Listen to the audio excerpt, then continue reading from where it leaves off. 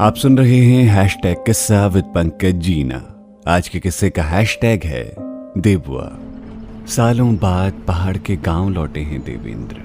हल्द्वानी से केमू की बस उनको उनके गांव ले जा रही है, उसी गांव में जिसमें वो कभी मेहमान बनकर आते थे गर्मियों की छुट्टियों में। दिल्ली में ही पढ़ाई लिखाई हुई थी, मगर वो दिल से दिल्ली को कभी अपना ही नहीं पाए। माँ बाबा ने उनको हमेशा जमीन से जोड़ कर रखा। अपनी दुध बोली भाषा पहाड़ी बोलने को हर रोज सिखाया जाता था उनको। पहाड़ों में रोजगार होते तो कभी भी उनके माँ बाबा शायद पहाड़ नहीं छोड़ते। रोटियों की दौड़ सालों पहले देवेंद्र के पिताजी को दिल्ली ले आई थी। यहीं नौकरी करते हुए किराए के घर में उनका परिवार जिंदगी बिताने लगा। वैसे भी दिल्ली शहर में न जाने कितने गांव, कितने परिवार बसे हुए हैं जो मजबूरियों के चलते यहीं के हो गए हैं। देवेंद्र के पहाड़ लौटने की वजह है दुर्गा से मिलना। दुर्गा जो उनको हमेशा उनका नाम बिगाड़ कर बुलाती थी, उनकी पड़ोसन थी उनके गांव मुक्तेश्वर में।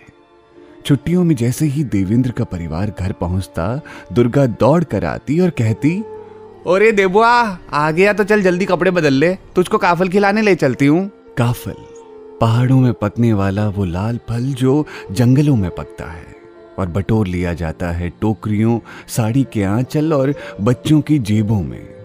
केमू की गाड़ी जैसे ही काठगोदाम क्रॉस हुई, देवेंद्र सोचने लगे कि दुर्गा के हाथों के काफल दोबारा खाने को मिलेंगे। टिकट टिकट टिकट टिकट बोलो, टिकट टिकट टिकट। देवेंद्र कहीं खोए हुए थे कि कंडक्टर ने उनका ध्यान तोड़ा। एक सतभुंगा मुक्तेश्वर का टिकट दे दो। अपने गांव का टिकट लेकर देवेंद्र अब थोड़ा आराम से बैठ गए। खिड़की से आती ठंडी हवाएं उनके चेहरे को छूने लगी थी। गाड़ी में ड्राइवर ने एक पहाड़ी गीत लगाया था। दिल्ली में अक्सर देवेंद्र इस गाने को सुना करते थे, ऐ जावे जत बैसाखा। ये गीत पप्पू कारकिदा की आवाज में था, जो हर प्रवासी को अपने घर बुलाने का आमंत्रण देता था। अक्सर जब वो दिल्ली की भागती दौड़ती जिंदगी से बोर हो जाते थे तो कुछ पहाड़ी गीतों को गुनगुनाया करते थे। अपनी बोली में गाए गीतों की यही खास बात है कि ये आपको बनावटी कल्पनाओं में नहीं ले जाते, बल्कि असलियत दिखाते हैं। असलियत घरों के खाली होने की, असलियत पहाड़ों के पलायन की।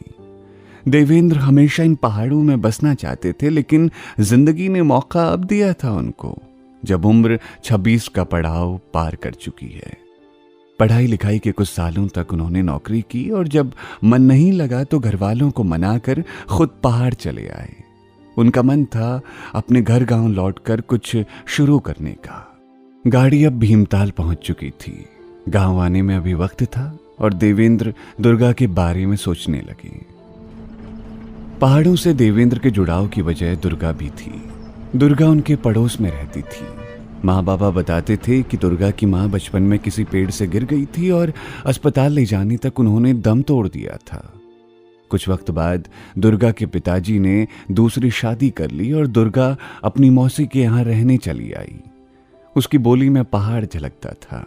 वो गांव के एक सरकारी स्कूल में पढ़ती थी, लेकिन पढ़ने में बहुत अच्छी थी।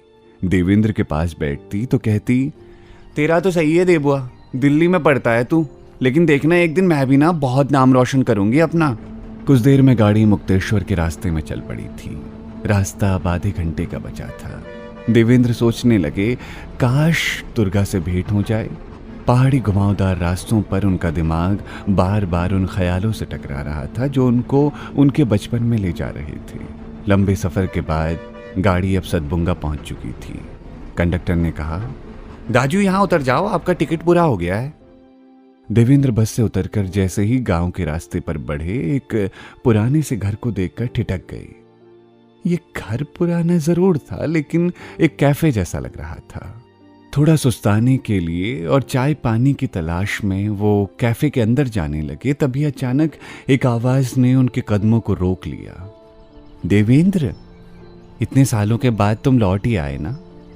सामने दुर्गा थी। ऐसा लगा जैसे इष्ट देवता ने मुंह मांगी मुराद पूरी कर दी हो। देवेंद्र पीछे मुड़े और कहने लगे, देवेंद्र नहीं, देबुआ कहो। देवेंद्र के दोस्त बताते हैं कि दुर्गा ने पढ़ लिख कर गाँव में ही एक कैफ़े शुरू कर दिया था और इसी कैफ़े में जब देवेंद्र एक दिन लौट कर आए तो यहीं के होकर रह गए। पलायन होते घर गांव को रोकने के लिए जाने कितने देवेंद्र और दुर्गा को ऐसे रास्ते तलाशने होंगे जो उनको उनके घरों में ही रोटियां दे सके। दुआ है रोटियों के लिए लोगों को उनकी जन्मभूमि ना छोड़नी पड़े। तो ये था आज का हैशटैग किस्सा, जिसका हैशटैग था देबुआ। सुनते रहिए रेडियो सिटी। मेरा नाम है पंकज जीना। ये है हैशटैग किस्सा।